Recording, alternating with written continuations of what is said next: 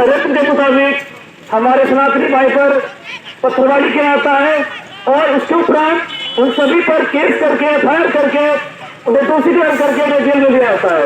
इस बार भी हमारे 3 कार्यकर्ता को बिना किसी कारण के 5 दिन तक जेल में रहना पड़ा। ये बहुत दुर्भाग्य है हमारे समाज के लिए। जो हमारे कार्यकर्ता जेल जाते हैं तो ना कोई समाज के लिए वो जाते हैं जेल, ना कोई समाज पूछने आता है, ना कोई समाज हल लेने आता है।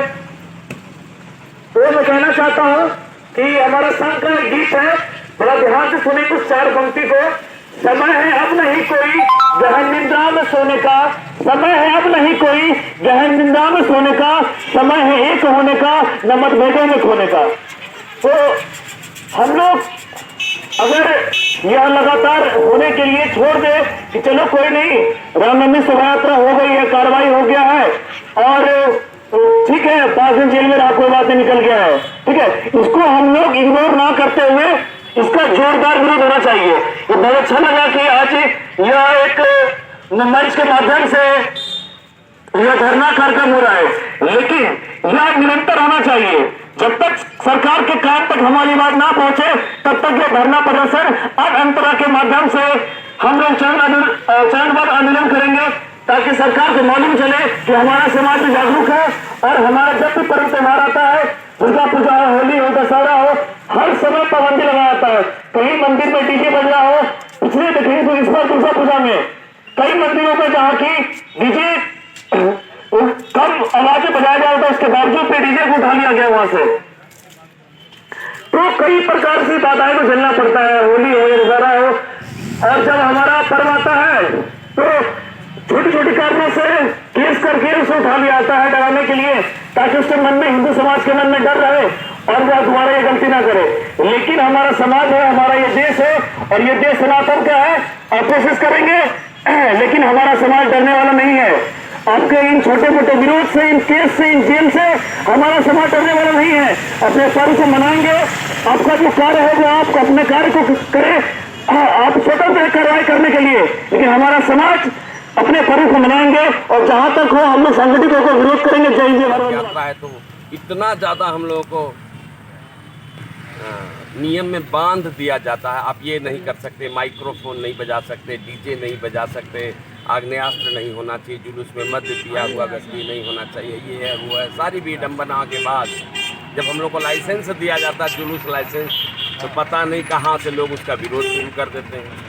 क्या हम लोग हिंदुस्तान में नहीं रहेंगे? और ऐसी स्थिति में जब हम लोग हिंदू राष्ट्र की मांग करेंगे तो लोग कहेंगे कि आप लोग गलत मांग कर रहे हैं। आज हम लोग हनुमान जी की पूजा करने के लिए जब शोभा यात्रा निकालते हैं तो शोभा यात्रा पे पथराव किया जाता है, उसका विरोध किया जाता है। यहाँ पे आपको बाजा नहीं बजाना, यह मस्जिद है तो आप 5 बार बाजा बजाएंगे दिन में, प्रतिदिन। क्या हम लोग 1 साल में 1 दिन भी हनुमान जी का जय जयकार, हनुमान चालीसा न पढ़े तो हम लोग जाएं तो कहाँ जाएं? इसी बात के लिए हम लोग कोशिश कर रहे हैं कि हमारे जो राजेंद्र भाई राज्यपाल हैं उनको आवेदन दे रहे हैं कि हमारे जो कार्यकर्ता वृंद इस शोभा यात्रा में प्रभावित हो गए, उनको कुर्की जब्ती कर लिया गया, उनको अरेस्ट कर लिया गया, उन सब का विरोध होना चाहिए। और हम लोग पुरजोर विरोध कर रहे हैं और जो हमारी सुशासन सरकार है उनके कान पे जू रहेंगे। और कहते हैं ना कि सत्य नहीं तब झूठ होगा और दान नहीं तो लूट होगा। तो अगर आप हमको शांति से नहीं जीने देंगे तो शांति हम लोग लूट लेंगे। अगर हमारा कार्यक्रम प्रभावित होगा तो हम दुनिया का सब कार्यक्रम को प्रभावित करेंगे। यदि हमारे लिए आपके पास शब्द संपदा कम है और अन्य लोगों के लिए आपके पास शब्दकोश भंडार है तो हम उसी प्रयास को करेंगे जिस प्रयास को आप समझ पाते हैं। यदि आप चाहते हैं कि पुरजोर विरोध हो हम लोग करेंगे। ये बात ठीक है, हम लोग साधु संत हैं तो विनय न मानत जलत जड़ गए 3 दिन बीत, तब बोले मर्यादा पुरुषोत्तम भगवान राम, बोले राम सकोप तब कि भय भी न होए न प्रीत। यदि भय दिखाने की बारी आएगी तो हम लोग भय भी दिखाने का प्रयास करेंगे। ऐसा नहीं कि हम लोग कापुरुष हैं, चूड़ी पहन के बैठे हैं। हम लोग हनुमान जी की पूजा करते हैं और पूछ हम लोग पीछे रखते हैं, सम्मान हम लोग को पीछे चाहिए। हम लोग सामने में सेवा का भाव रखते हैं, तब हम लोग हनुमानगढ़ी अयोध्या से आए हैं और यहाँ पर कोशिश कर रहे हैं अपने सभी हिंदू भाइयों को कि आप लोग नीति के अनुसार, अनुशासन के अनुसार सरकार का पुरजोर विरोध करें और इस विरोध को दर्ज करवाएं और आप अपनी चट्टानी एकता का परिचय दें। मैं ऋषि मुद्गल पीठाधीश्वर सनातन धर्म परिषद ने मुझे पूर्वी भारत का धर्माचार्य प्रभारी बना रखा है। छठ दर्शन विश्व अखाड़ा परिषद संगठन मंत्री का दायित्व बिहार का दे रखा है, इसलिए मेरा आना यहाँ पर इतना ही आवश्यक है जितना शरीर में प्राण होता है। कोई तो हो दिल्ली के गले में घंटी बांधे तो कौन, तो उसके लिए हम एक छोटा सा चूहा है, हम आए हैं गले में घंटी बांधने के लिए। सरकार को एहसास हो जाए कि अब विप्रधेनु सुरसंत हितलिन्न मनुज अवतार, भगवान को अवतार लेना पड़ेगा ब्राह्मणों की रक्षा के लिए, धर्म की रक्षा के लिए, गौ माता की रक्षा करने के लिए। आइए हम लोग पुनः आपकी सेवा में आएंगे, तब तक के लिए मैं जय श्री राम।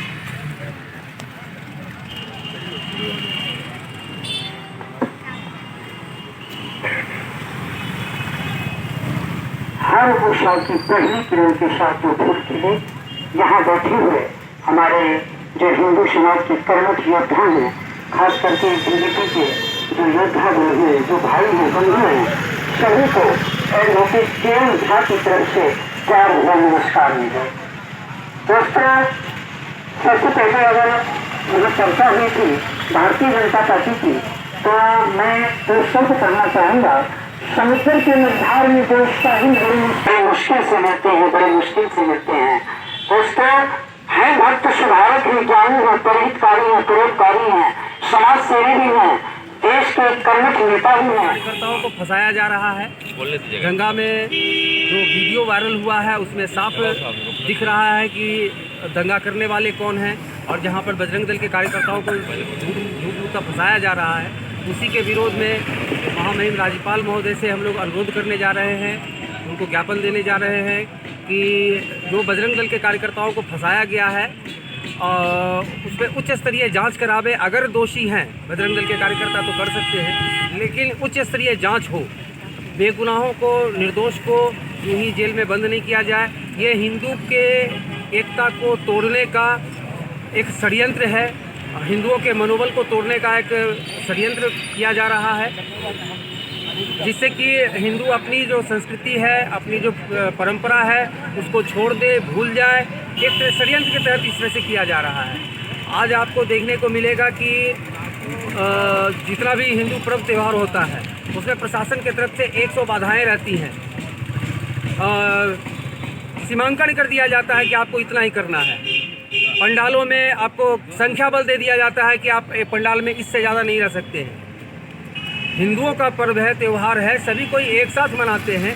ये अपने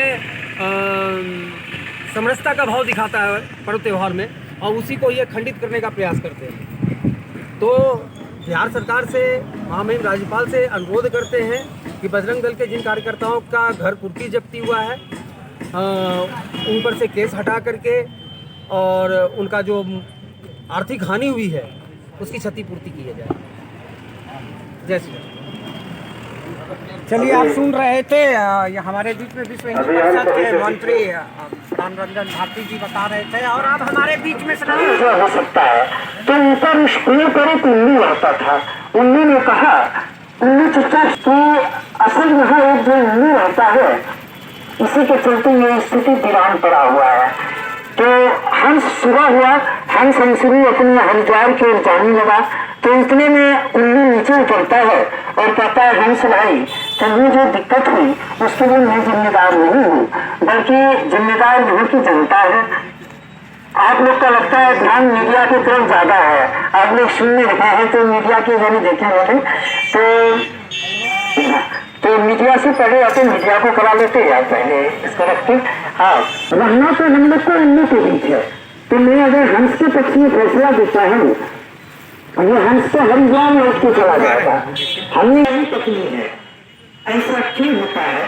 बाद में जो है जब हंस इंसान बड़ा उन्हें पूछने लगा, हंस बेचारा कहा मेरी पत्नी भी चला गया। हंस थोड़ा दूर गया, पंचायत समाप्त हो गई। उन्हीं ने कहा कि हंस महाराज रुको, कहा कि क्या भाई, एक तो तुमने मेरी पत्नी ले ली, अब क्या मेरी जान लोगे क्या? कहते नहीं, हंस महाराज, हंस तुम्हारी ही पत्नी है और तुम्हारी पत्नी रहेगी। मैं तो सिर्फ तुमको इसलिए बुलाया कि रात में तुम दोनों बोल रहे थे कि इस निर्जन वन में और ये निर्जन स्थान का कारण ही है उल्लू। आप जो है जहाँ इस तरह के उल्लू लोगों को ही चूक, अस्पताल नहीं होगा, स्कूल नहीं होगा, और जो हिंदुओं का जो रथ चलता है, जो बजरंग दल के राष्ट्रीय संयोजक है, प्राण संयोजक है, वो अपना विषय रखेंगे।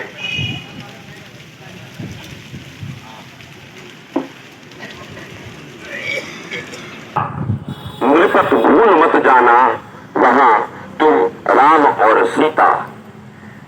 जिस तरह वृक्षों में चंदन का बड़ा अधिकार है पर्वतों में हिमगिरी, नदियों में गंगाधार है जिस तरह पुष्पों में कमल, नागों में जैसे शेष है, उसी तरह सबसे ऊंचा भारत देश है। बोलो भारत माता की, भारत माता की।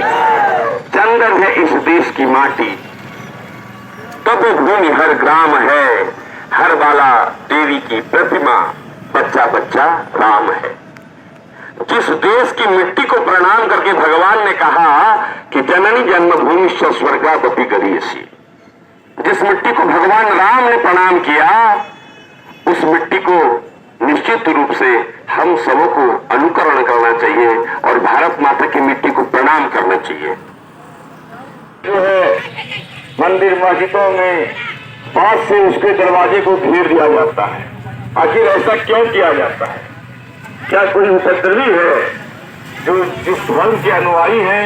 क्या वो आतंकवादी हैं? क्या वो उपद्रवी हैं जो उस मंदिर उस मस्जिद में घुस जाएंगे? तो ये सरकार की मंशा है, एक दूसरे को भूत डालकर अपना शासन करते रहो। आप सभी जानते हैं कि हर देश की पहचान, उसकी अपनी सभ्यता, उसकी अपनी संस्कृति, उसका अपना पहनावा, उसका अपना खान पान है।